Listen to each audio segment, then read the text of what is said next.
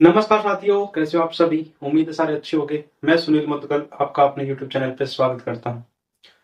आज हम ज्योमेट्री का एक पार्ट लेके आए हैं जिसको बोलते हैं angle bisector.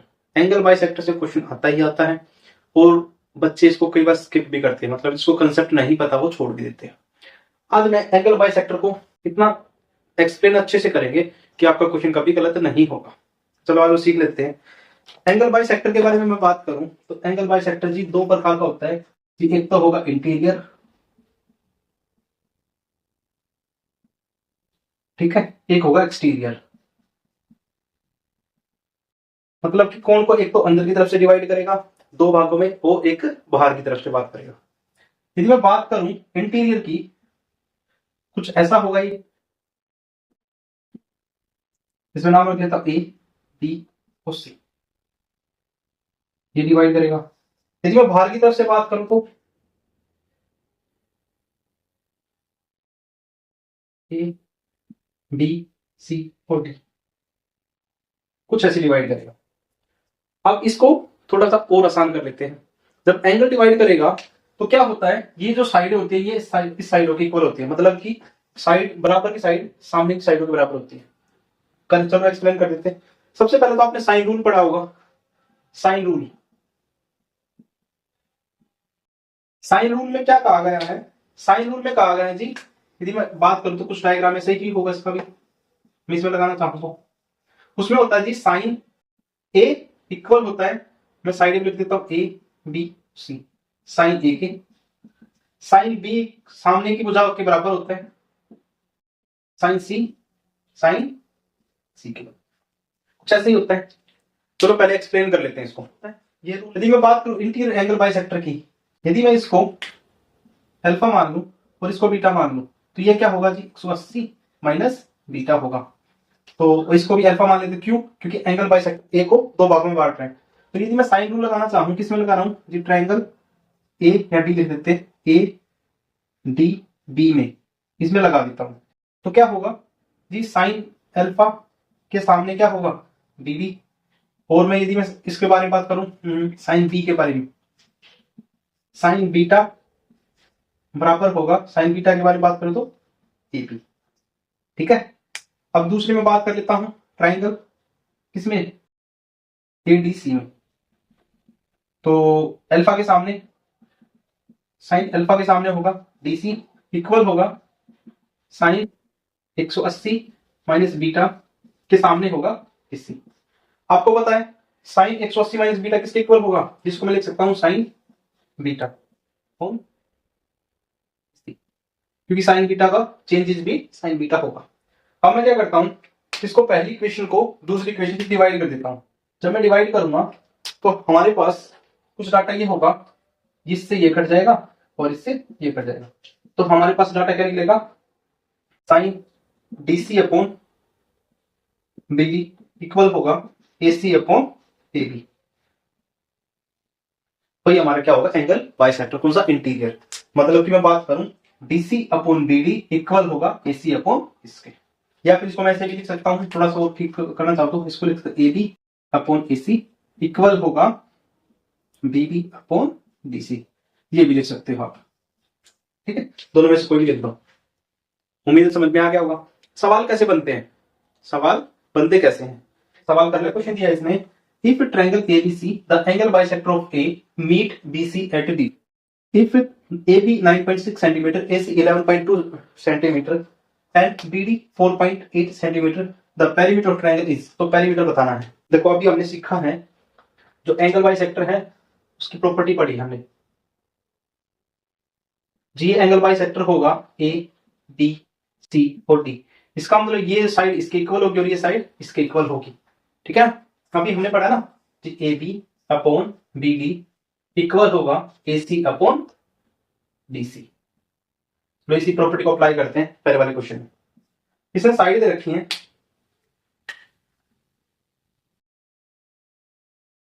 A B C,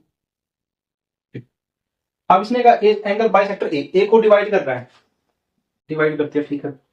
यदि ए बी की वैल्यू 9.6 है और इसकी वैल्यू 11.2 है और इसकी वैल्यू 8 पॉइंट, तो हमें ये बताना है। तो बताओ कितना आसान है। पहली बात तो देखो ए बी कितना है 9.6 अपॉन ए सी इक्वल होगा 4.8 अपॉन डी सी, यही है ना। ये देखो इसको मैं डिवाइड करूं 48 से 48, 48 दूनी 2 कितने बन जाएगा 5.6, तो डीसी की वैल्यू कितनी आ गई आपको होगी 5.6। अब इसने पूछ लिया सवाल में पेरीमीटर ऑफ ट्रायंगल एबीसी, तो एबीसी का पेरीमीटर बताना है, ठीक है।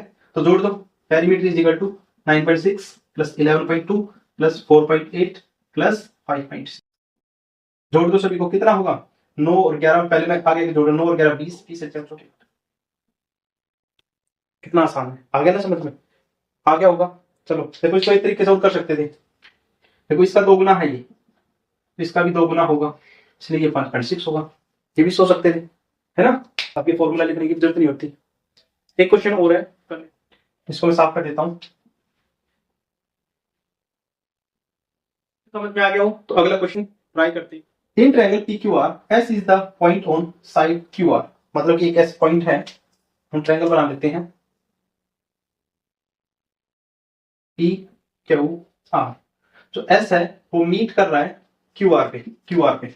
आपका P S is the bisector of P Q R का बाइसेक्टर है जी एस, ठीक है बना दिया। अब उसने कहा कि क्यू एस 3 सेंटीमीटर, ये 3 सेंटीमीटर दे दिया, ठीक है, और क्यू आर की वैल्यू दे रखी 7 सेंटीमीटर, मतलब ये पूरी कितनी है 7 सेंटीमीटर, तो ये कितनी बच जाएगी आपको बची 4 सेंटीमीटर बच गई, ठीक है। और पी क्यू की वैल्यू 12 दे रखी है, तो पी आर की वैल्यू पूछ ली, पी आर की आप निकाल सकते हो जी, निकाल देंगे।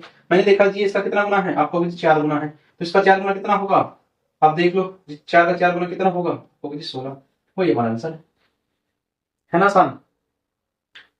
चलो चलते हैं आगे, अब पढ़ लेते हैं एक्सटीरियर एंगल, कर लेते हैं एक्सटीरियर एंगल बाइसेक्टर, पहले उसकी प्रॉपर्टी पढ़ लेते हैं। देखो हमने सीखा अभी इंटीरियर का सीखा है, अब उसके साथ साथ ही एक्सटीरियर का सीख लेते हैं। देखो इंटीरियर का तो हमने सीखा जी ए बी सी और डी, जो डी था वो अंदर की तरफ था, तो अंदर की तरफ था, तो इसको मैं ठीक कर देता हूं,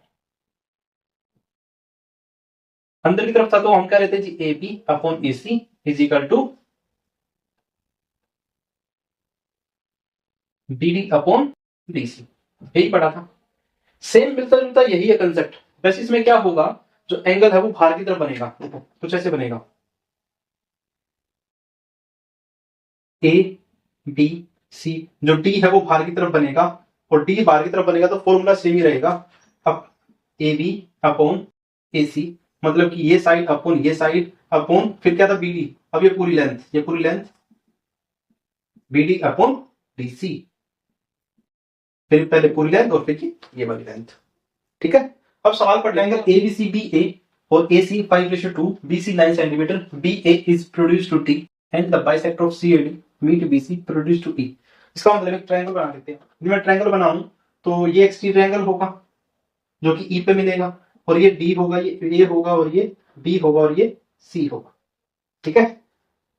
अब ये एंगल बाइसेक्टर किसका, पूरे ट्रायंगल का, ई एक एंगल बाइसेक्टर जो कि सवाल में भी दिया है, ई को प्रोड्यूस किया एंगल बाइसेक्टर, ठीक है। तो यदि मैं ए बी की बात करूं, ये 5 होगा, ये 2 होगा, और ये सवाल में दे रखा है ना, चलो चेक कर लेते हैं। अब हमारे पास फॉर्मूला है जी A B upon A C equal होगा, मैं बात करूं बी से ई तक की लेंथ अपॉन सी से ई तक की लेंथ, ए बी की वैल्यू 5 दे रखी है और ये 2 है, ये इक्वल बीई, बी हमें ना पता था एक्स मान ले, इसको कैसे करना 9 प्लस एक्स अपॉन सी ई एक्स हो। अब इसकी क्रॉस मल्टीप्लाई कर दो, तो 5x is equal to 18x plus 2x, 2 को इस साइड में लिया है तो x की value 3x is equal to 18 और x की वैल्यू कितनी आ जाएगी 6, तो हमारा कितना आ जाएगा 6। बाकी एक तरीके से और सोच सकते थे इसको, तरीका मैं दूसरा भी बता देता हूँ साथ में। अब यदि ये 5 है तो सी बी के इक्वल होगी, क्योंकि ये बी के इक्वल होगी, तो मैं कह सकता हूँ यदि ये पूरी 5 है तो ये कितना होगा, ये 2 होगा और ये 3 होगा, 3 की वैल्यू सवाल में 9 दे रखी होगी, आपने आपका 3 गुना, तो इसका भी 3 गुना कितना होगा 6। आप दूसरे तरीके से भी सोच सकते थे। उम्मीद है एंगल बाइसेक्टर जो है कंसेप्ट समझ में आ गया होगा। अब ये 3 क्वेश्चन करवाने के बाद चौथा क्वेश्चन जो कि लास्ट क्वेश्चन है, ये आपको होमवर्क में है, ठीक है, और मैंने इसके ऑप्शन भी दे रखे हैं, तो इसका कमेंट सेक्शन में कमेंट करना, और वीडियो पसंद आई है तो चैनल को सब्सक्राइब और वीडियो को लाइक करना ना भूलें।